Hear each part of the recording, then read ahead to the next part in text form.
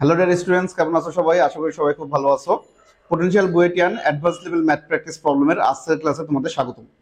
আজকে আমরা যে প্রশ্নটি সমাধান করতে চলেছি সেটি হচ্ছে ফিজিক্স সেকেন্ড পার্টের দশম অধ্যায় অর্থাৎ সেমিকন্ডাক্টর ও ইলেকট্রনিক্স অধ্যায়ের খুবই একটা গুরুত্বপূর্ণ ম্যাথ, যেটা মূলত ডায়োডের বর্তনী। ঠিক আছে, তো ডায়োড যুক্ত বর্তনীর রোধের তড়িৎ প্রবাহ নির্ণয় করো অথবা বিভব নির্ণয় করো, এই সংক্রান্ত প্রশ্নগুলো, যেটা আমাদের বুয়েট পরীক্ষার জন্য খুবই গুরুত্বপূর্ণ এবং ইম্পর্টেন্ট। ঠিক আছে, সো ক্লাসটি হতে চলেছে খুবই বেসিক্যাল, তাই আশা করি একদম শুরু থেকে শেষ পর্যন্ত আমাদের সাথে থাকবা, তাহলে এই ডায়োড সংক্রান্ত কনসেপ্টগুলো তোমাদের একদম পুরোপুরি ক্লিয়ার হয়ে যাবে।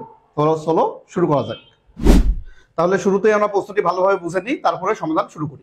দেখো কি আছে চিত্রে, আমাদের দুটো ডায়োড আছে, দুইটাই সিলিকন ডায়োড এবং দুইটাতে এই পাশে কি আছে, একটা 2 ভোল্ট একটা 4 ভোল্ট দেওয়া আছে এবং এই প্রান্তে আমাদের একটা কথা আছে -1 ভোল্ট, এটা গ্রাউন্ড করা নেই, মানে জিরো ভোল্টেজ না।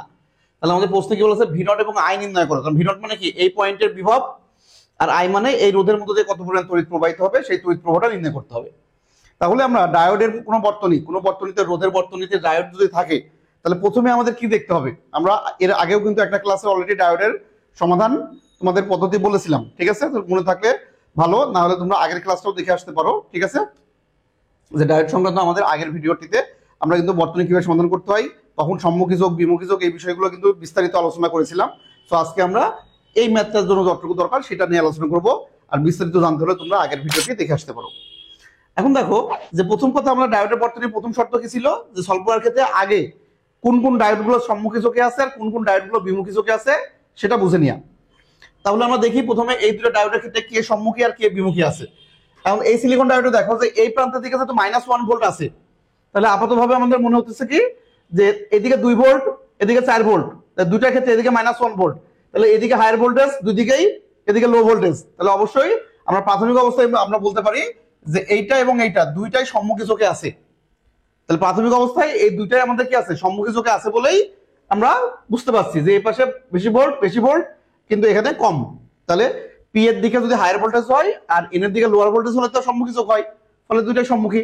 তাহলে আমরা কারেন্ট এখান থেকেও যাবে, এখান থেকে হয়তো যাবে। এখন দেখো যদি তাই হয়, তাহলে এখান থেকে যখন আমরা এই ভোল্টেজ 2 ভোল্টেজ যদি আমরা এই পাশে আসি, তাহলে সিলিকন ডায়োড কি করবে, 0.7 ভোল্ট ড্রপ করবে, ফলে এখানে ভোল্টেজ কত দাঁড়াবে, তাহলে এই প্রান্তে যদি 2 হয় তাহলে এই প্রান্তে দাঁড়াবে কত, যে 0.7 বাদ দাও 1.3 ভোল্ট।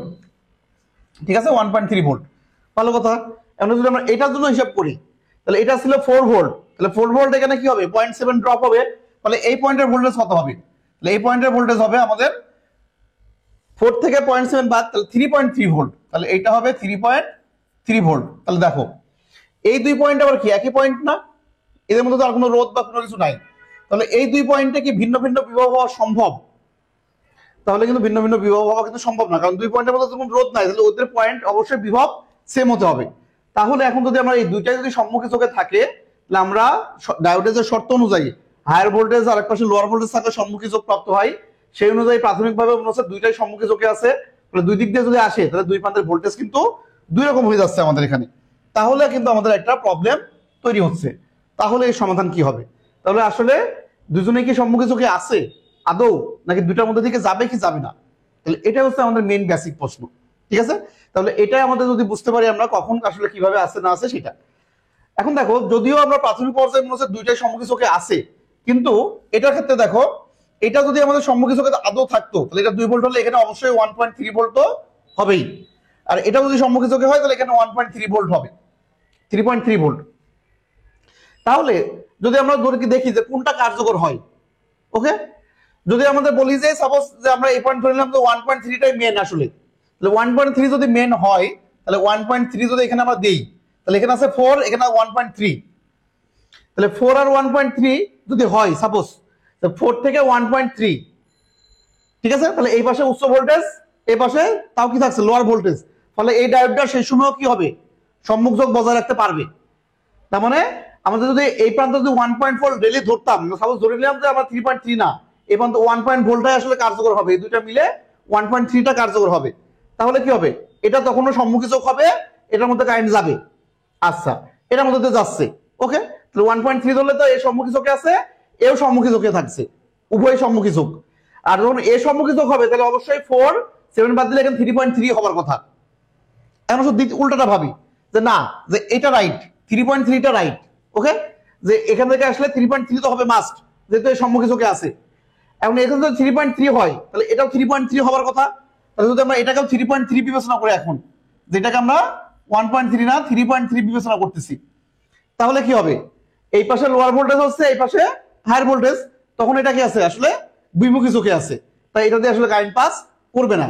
তার মানে আসলে এইটা আসলে ঠিক, কারণ ওইখানে যদি 1.3 হয় তাহলে দুইটা দিয়ে যাবে, আর দুটা দিয়ে গেলে তো দুই রকম ভোল্টেজ হওয়া সম্ভব না। তখন কিন্তু আমাদের বর্তনী সিদ্ধ করতেছে না, আমাদের যে লজিকের সাথে এই দুই পয়েন্ট কিন্তু সেম ভোল্টেজ হবে, সেটা কিন্তু মানছে না। ফলে দুইটাই আপাতভাবে সম্মুখী মনে হলেও আসলে এই ডায়োডটার সম্মুখী নাই, তাহলে এ আছে আসলে বিমুখী। কারণ এটা যখন সম্মুখপাত হচ্ছে তাহলে এই প্রান্ত অবশ্যই 3.3 ভোল্ট হয়ে যাচ্ছে, আর 3.3 ভোল্ট আমাদের এই পাশে কি 2 ভোল্ট আছে, তার সাথেও বেশি। ফলে তখন আমরা এই এন প্রান্ত বেশি হয়ে যাচ্ছে আর এটা লোয়ার ভোল্টেজ হয়ে যাচ্ছে। তখন সে এইটার যেহেতু সম্মুখতা অনেক বেশি, তাহলে এইটার অনেক বেশি সম্মুখতার কারণে এ বিমুখী যোগ প্রাপ্ত হচ্ছে। এটা হচ্ছে মেইন লজিক্যাল বিষয় এখানে, ঠিক আছে?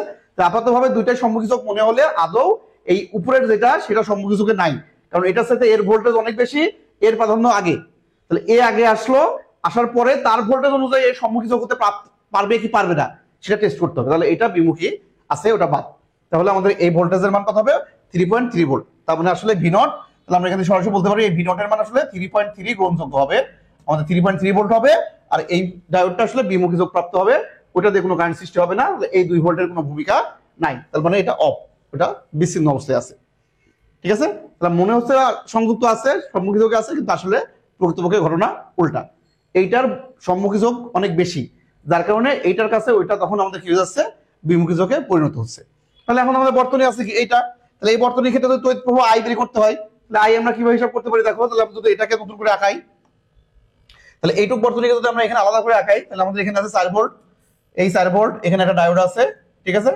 ডায়োড আছে, তারপরে আমরা এখানে একটা রোধ আছে, আর এখানে আমরা -1 ভোল্ট, তারপরে এখানে একটা কোষ, তাহলে -1 ভোল্ট আছে, এভাবে আছে কোষটা। আর এই কোষটা কি আছে? প্লাস ভোল্ট, তার মানে আমরা এই কোষটা যদি আমরা বলি ওইটার সাপেক্ষে উল্টা ভাবে আছে, তাহলে এইভাবে আছে, এইভাবে আসলে মেইনলি আছে। এই কোষ আর এই কোষের পোলারিটি উল্টা ভাবে আছে, কারণ এটা পজিটিভ ভোল্ট, 4 ভোল্ট মানে কি পজিটিভ, আর এটা নেগেটিভ ভোল্টেজ। তাহলে এই কোষ আর এই কোষের কি আছে? পোলারিটি উল্টা আছে। তাহলে এটা 4 ভোল্ট, এটা -1 ভোল্ট, তাই তো? তাহলে -1 বলেই তো পোলারিটি উল্টা দিয়েছি, তার মানে এখন এটা 1 ভোল্ট হিসেবে কাজ করবে। পোলারিটি যখন আমরা নিয়ে নিয়েছি তখন আর প্লাস মাইনাস দেওয়ার দরকার নাই। রোধ ছিল কত? 2 কিলো ওহম, 2K বলতে 2K ওহম, ঠিক আছে? 2 কিলো ওহম। আর এই ডায়োডে আমরা কি জানি? ডায়োডে আমাদের ভোল্টেজ ড্রপ কত হয়? 0.7 ভোল্ট ড্রপ করে।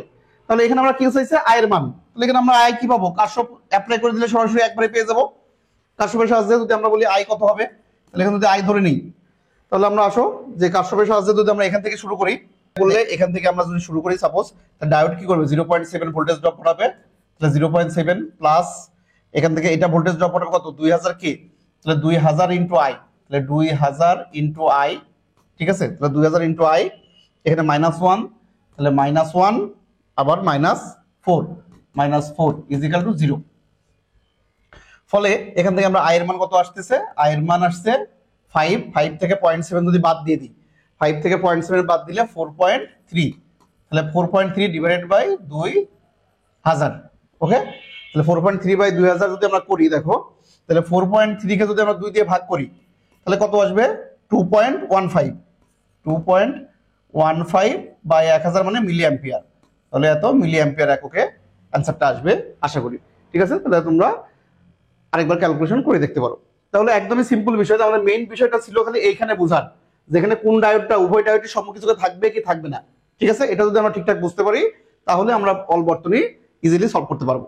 তাহলে আরেকবার আমরা একটু বুঝে রাখো যে প্রাথমিক অবস্থায় দুইটা ডায়োড যদি এভাবে থাকে, দুইটার ভোল্টেজ ইনপুট ভোল্টেজ ভিন্ন ভিন্ন, তখন উভয়টাই প্রাথমিক অবস্থায় সম্মুখী যোগ মনে হলেও আমাদের দেখো যে এই প্রান্তে যেহেতু রোধ নাই, তাহলে এই দুই প্রান্ত কিন্তু সেম ভোল্টেজ হতে হবে সবসময়, ভিন্ন ভোল্টেজ হওয়া চলবে না। ফলে যেটা বড় আছে আমরা সেটা আগে নিব, কারণ যেটা বড় আছে সেটা এমনিতে সম্মুখী যোগই হবে, এটার সাথে এর সম্মুখতা বেশি হবে, তাহলে এটার প্রাধান্য কিন্তু আগে। তাহলে আমরা ওইটা বোঝানোর সময় আমরা অনেক কিছু বলছি, তাহলে আমরা শর্টকাটে এখন বলতেছি যে যেটা বড় হবে সেটার হিসাব আগে করব। তাহলে বড় হিসাবে এটা 4, তাহলে এখানে 0.7 বাদলে 3.3 এটা হবে মাস্ট, এটার জন্য 3.3 তো হবেই। এখন এই 3.3 এখানে ধরে দেখবো এটা সম্মুখী না বিমুখী, তাহলে এই 3.3 এখানে ধরলে এটা হায়ার এটা লোয়ার, ফলে এটা দেখতে সম্মুখী হলেও এটা আসলে বিমুখী যোগ প্রাপ্ত আছে, তাহলে এটা কোনো ইউজ হবে না, এটা বিচ্ছিন্ন অবস্থায় থাকবে, এটাতে কোনো কারেন্ট আসবে না, এই 2 ভোল্টেজ এই বর্তনীতে কোনো প্রভাব ফেলবে না। তাহলে ওইটা বাদ, তাহলে এটা বাদ দিয়ে এটা যদি নতুন করে বর্তনীতে আঁকাই, তারপরে আমরা কারশফ ল অ্যাপ্লাই করলে ইজিলি তড়িৎ প্রবাহের মান পেয়ে যাবো। তাহলে আহামরি কঠিন কিছু না, কিন্তু ডায়োডের সম্মুখিকতা আর বিমুখিকতাটা এটা তোমাকে ভালোভাবে বুঝতে হবে, তাহলে ডায়োডের বর্তনী একদমই ইজি। কারণ কারশফ পারলে ডায়োডের বর্তনী কোনো বর্তনী না, ওটা তো একদমই ডায়োডে আমাদের দেখো কারশফের সবচাইতে সহজ বর্তনী হবে, তা ডায়োড যেখানে থাকবে সেটা একদমই সহজ বর্তনী হবে, শুধু তুমি সম্মুখিকতা আর বিমুখিতা, ঠিক আছে, ফরওয়ার্ড বায়াসিং আর ব্যাকওয়ার্ড বায়াসিংটা ভালোভাবে বুঝতে পারলেই এনাফ। ওকে, তাহলে আশা করি প্রশ্নটি খুব বুঝতে পারছো, এবং এটা খুবই খুবই একটা ইম্পর্টেন্ট প্রশ্ন, পরীক্ষায় আসার মতো একটা প্রশ্ন। যদি পরীক্ষায় ডায়োড সংক্রান্ত কোনো প্রশ্ন আসে সেম বেসিক থেকে আসার সম্ভাবনা প্রবল, তাই তোমরা এটা অবশ্যই অবশ্যই মিস করো না, অবশ্যই বাসায় প্র্যাকটিস করো নিজে নিজে, ঠিক আছে, এবং এই সেম টাইপের প্রশ্ন অন্য কোথাও পারলে সেগুলো অবশ্যই সলভ করবা। তাহলে আশা করি বুঝতে পারছো, তারপরেও সমস্যা বা ডাউট থাকলে আমাদের কমেন্টে জানাতে পারো, আর ভালো লাগলে অবশ্যই লাইক করে ভিডিওটা শেয়ার করে দাও তোমার ফ্রেন্ডদের সাথে, সবাই যেন আমাদের কি করতে পারে এই কনসেপ্টগুলো শিখতে পারে, ঠিক আছে। তাহলে সবাই একসাথে মিলেমিশে আমরা কি করি, আমাদের প্রস্তুতিটাকে আরো বেশি স্ট্রং করি বা বেসিকটাকে আরেকটু দৃঢ় করি। দেখা হচ্ছে পরবর্তী ক্লাসে আবার নতুন কোনো বেসিক প্রশ্ন নিয়ে, সেই পর্যন্ত আমাদের সাথে থাকো এবং প্র্যাকটিস করতে থাকো বিগত প্রশ্নগুলো। দেখা হচ্ছে আবার, আল্লাহ হাফেজ।